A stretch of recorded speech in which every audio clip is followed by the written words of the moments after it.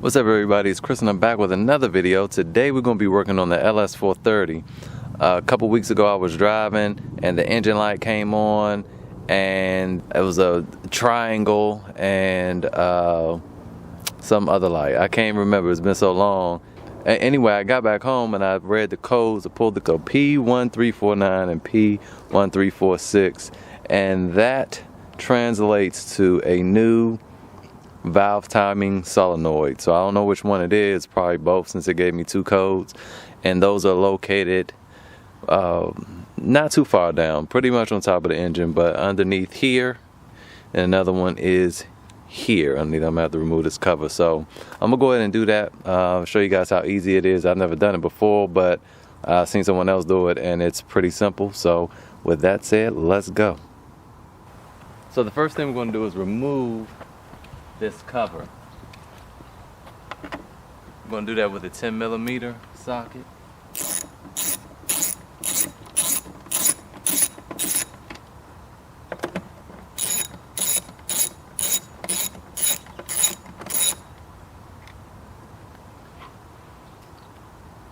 Then you just pull up.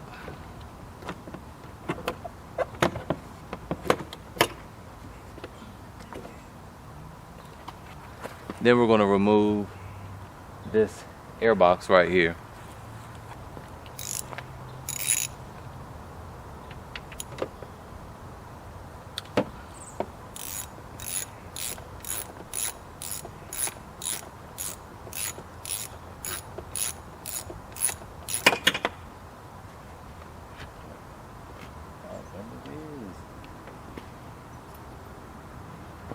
It's 10mm bolt.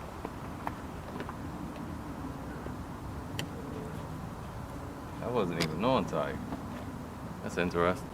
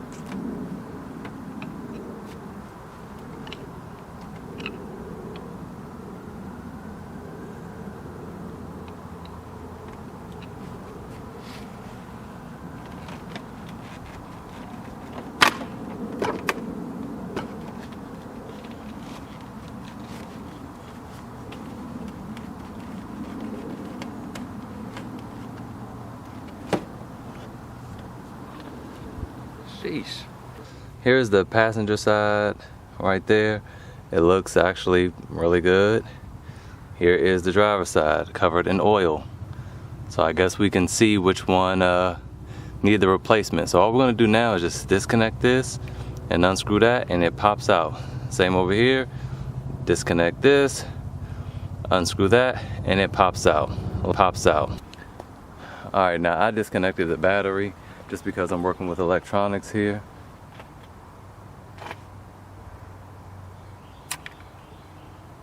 Well, that broke. Let's make sure we go. Alright, so that's detached. It looks like a 10mm bolt holding that in place.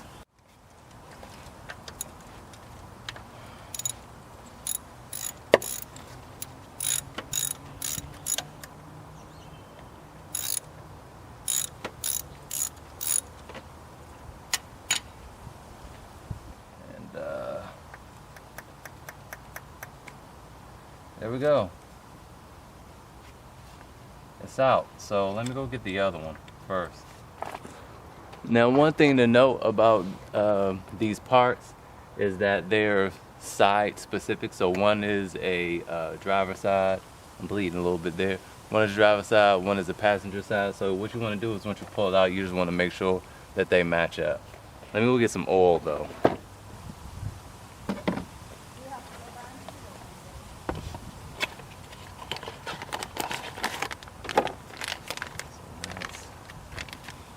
That's it.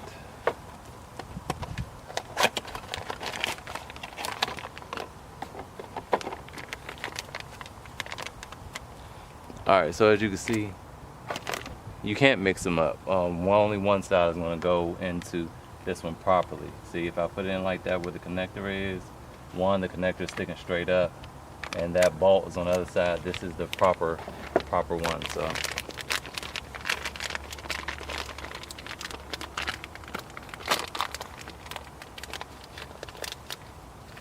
and this actually already kind of came oiled and lubed up. That's why I got some oil to try to lube it up, but it already has some lubrication on there. Got a little bit of 5W30 there. I'm just going to lube it up a little bit more.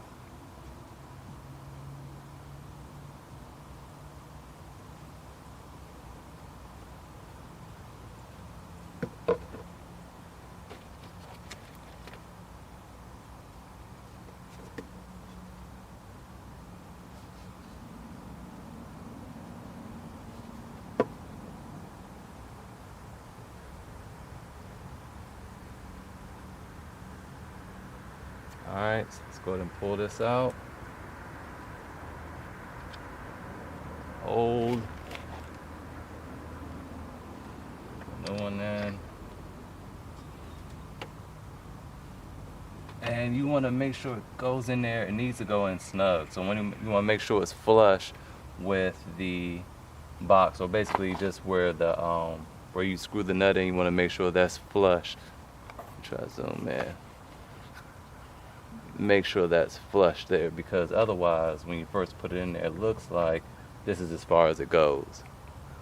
You see, it looks like that's as far as it goes, but you gotta work it down in there.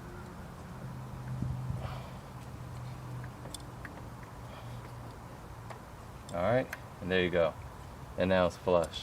Alright, now we can just plug it back up. I broke mine, so hopefully there we go, it still snapped. Make sure that snaps.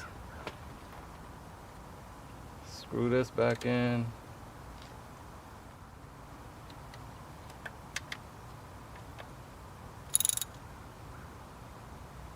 And that's it. That's the passenger side. Now I'm gonna do the driver's side. It's a little bit more difficult because you got this big thing in the way.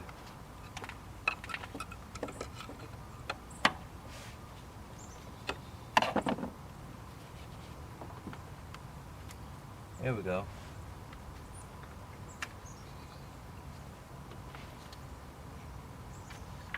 Got it.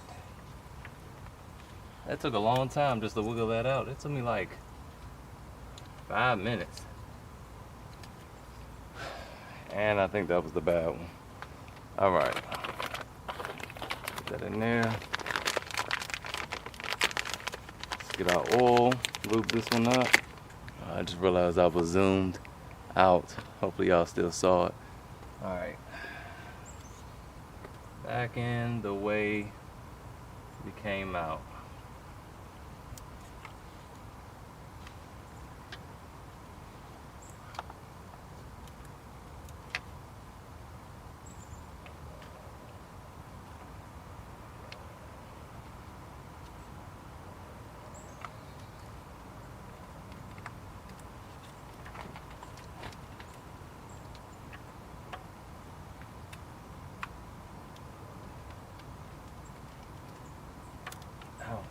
You gotta lift the wiring harness up over the, oh there we go, that's what's blocking me.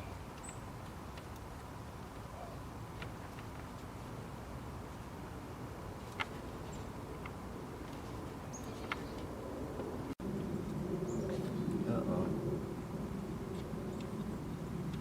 Something broke off. It's brittle plastic. This is why I try not to be so aggressive with old plastic parts. This wasn't anything important, but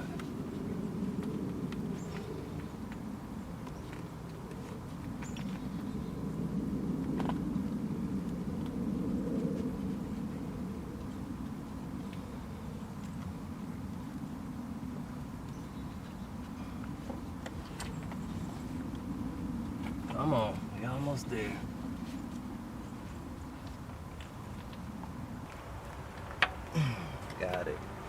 All right, that was an adventure.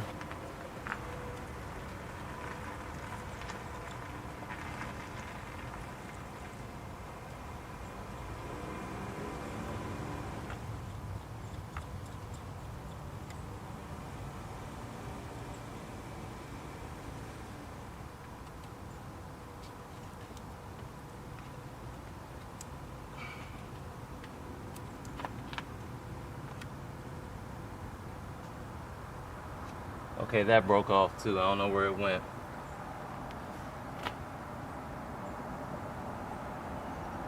Now we're just screw everything back up. I have no idea what this is or where it came from. I don't recall unscrewing that.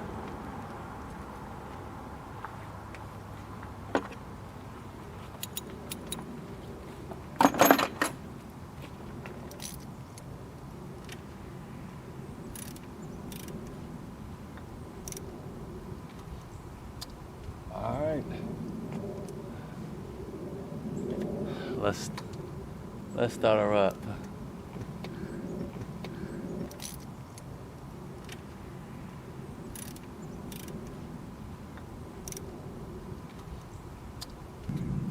Alright, so now what we gotta do is just button everything back up. So let's do that real quick. This part is a little, not that part, this part. It's kind of lax.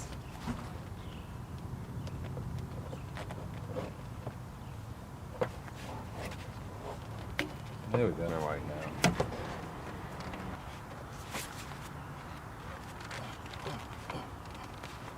Alright. Hitting that thing. Alright, hitting now. Hold that thing.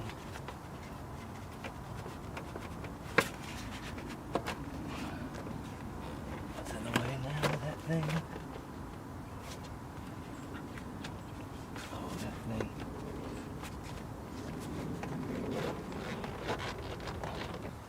There we are. Okay.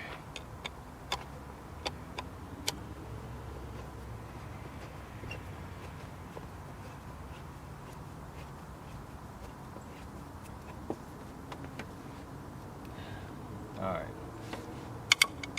Now we're ready to start it up. Make sure everything is good. Okay. All right, back in the car, hands filthy. Let's see what happened.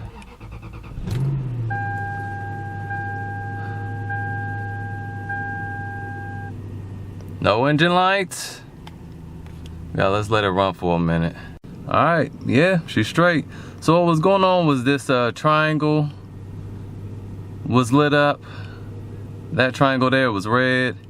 Then we had VSC off, and then we had the engine light on, and that was a cause. So it's a real quick fix. I mean, the hardest part is taking the air box. I hate dealing with airbox ducts. They'll never just slip right on, and then you know, there's a whole bunch of wires in the way, fishing around them wires and moving the wires out of the way.